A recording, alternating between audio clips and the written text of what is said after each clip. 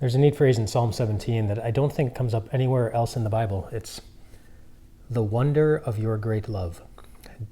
David asked God to show the wonder of your great love. And then it seems he goes on to define it, what the wonder of his great love is, what that is. He says, keep me as the apple of your eye, hide me in the shadow of your wings. The apple of your eye, it's that dark part right in the middle, the very center. And it's a way of saying, God, please keep me as the center of your attention. Don't take your attention off of me. And then hide me under the shadow of your wings. That's a place of safety. And so that's pretty good. If you're the recipient of God's great love, then you are the center of God's attention. And you're in a place of safety. But the word that jumped out at me was the wonder of your great love. And I thought, if something is wonderful, it's in a way surprising. And that led me to think, who are some of the people in the Bible that would have been surprised by the fact that God loved them? Or surprised in the way that God treated them? And I thought of Peter, after he boasted that he would never deny Jesus, and then he did 3 times in the same night. And he felt so ashamed. And yet Jesus came to him and said, Peter, I'm trusting you with my precious little lambs. I wonder if Peter wondered why Jesus would do something like that. Or the woman at the well in John chapter 4. This woman who seems to have been shoved out by every category of people.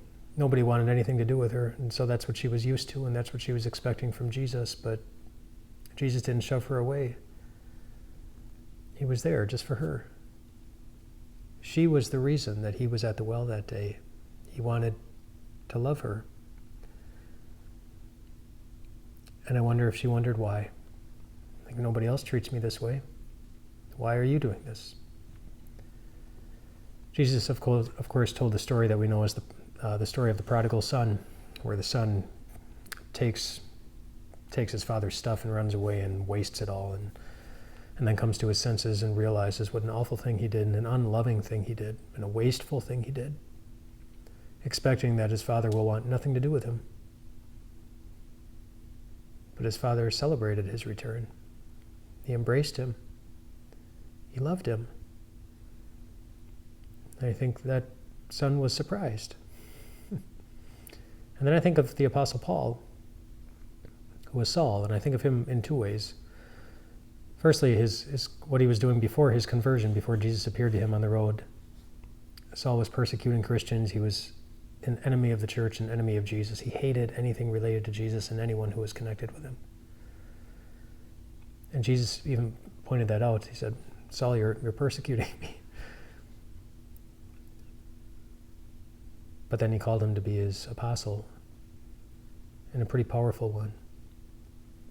And I wonder if he wondered why. Why would he do that? That's unusual. But then also, as Paul went into his ministry and as he practiced his faith, he struggled mightily to practice it as well as he wished. The good things I want to do, he said, I can't do them. Not all the time, not consistently, not like I want. And the bad things I don't want to do, those are the things that I keep on doing. And look, I did it again. And yet Jesus didn't kick him out of the ministry. He didn't kick him out of his church. He continued to love him. And I bet for Paul that was wonderful. And so the good news in all of that is, maybe you sometimes wonder why God would love someone like you. Maybe sometimes you find yourself like Peter, you're kind of boastful about how good a job you're doing, and then you crash in ways that you never saw coming, but you should have. Or maybe like the woman at the well, you've been tossed out by every category of people. People find you just unpleasant, distasteful, irritable, unlikable. Maybe you've been like the prodigal son. You can identify stretches in your life, moments in your life,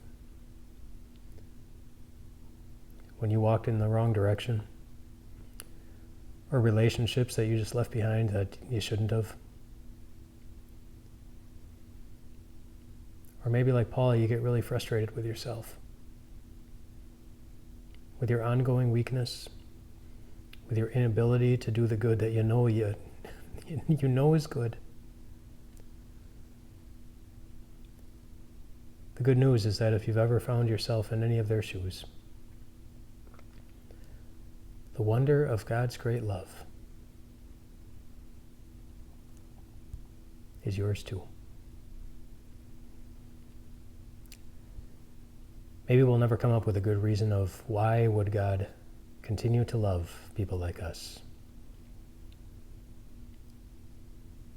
But we don't have to wonder if he actually does. That was our Savior on the cross. That was our Savior bleeding. That was our Savior restoring Peter. That was our Savior sitting at the well. That was our Savior telling a story about a son who ran away and was embraced. That was a Savior walking with Saul and Paul and you. You are the apple of God's eye. You are the center of his attention. And he has you in the shadow of his wings. You're safe with him. That's wonderful news. Rest well tonight, my friends.